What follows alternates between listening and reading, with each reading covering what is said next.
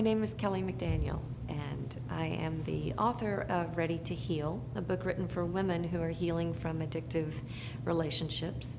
I'm also a psychotherapist, and I do 2 to 3 day intensives in the Texas Hill Country.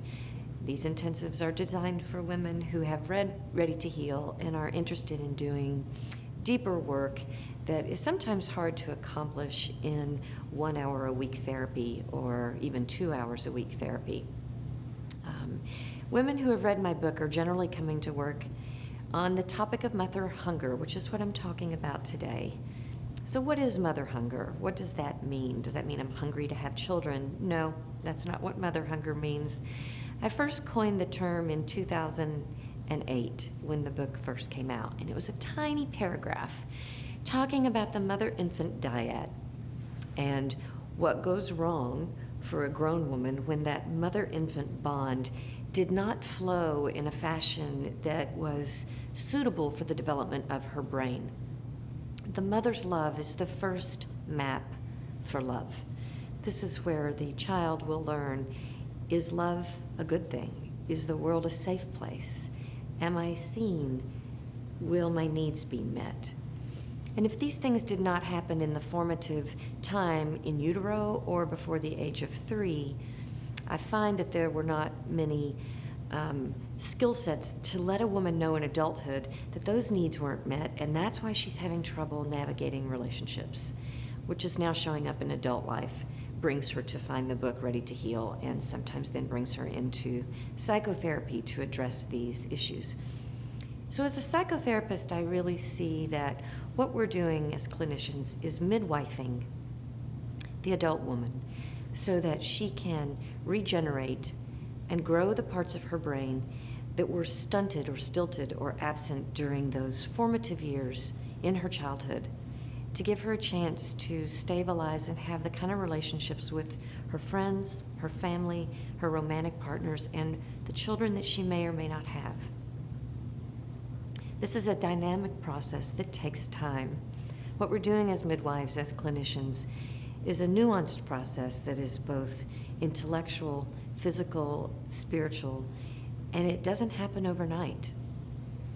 In the book, we talk about the difficulty of naming mother hunger. Why is this such a hard thing to talk about?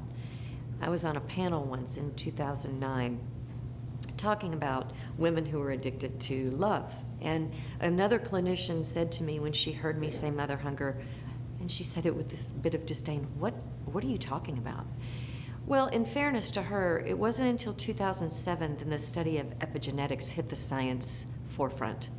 It hit the stage with an explosion for us to now understand that epigenetics is a way that we inherit our DNA from our mothers, from our grandmothers. So when we're looking at what happens to a grown woman relationally, we're also looking at what happened to her mother, what happened to her grandmother, how did her grandmother feel about being a woman, what was her grandmother's relationships like, how did these women feel about their lives and marriage and childbirth. Growing up in a culture that is misogynistic, meaning not always conducive to thinking that women have a place, thinking that women deserve power, thinking that women have a voice, basically not liking women, has an intergenerational impact on the health, the psychology, the biology for women. And this is passed down epigenetically and in utero to their infant daughters. So science was slow to catch up with what we see clinically, that if an infant doesn't attach early on with her mother, she's going to have trouble in life. But if a mother was troubled by the world she grew up in and didn't attach with her mother, or her parents were troubled or addicted or traumatized, or perhaps she lost her mother prematurely, she doesn't have a roadmap for her daughter. So mother hunger is not about blaming mothers. It's not about finding another reason to say that mothers aren't doing enough. Rather, it's a way to call out to the cultural paradigm that says, look, mothers need support. This is the biggest job we have. If mothers have support and can nourish their infants, we are basically protecting people from a later addiction. So thank you for your interest in mother hunger, and if you'd like to know more, you You can reference my book, Ready to Heal, or my website at kellymcdanieltherapy.com.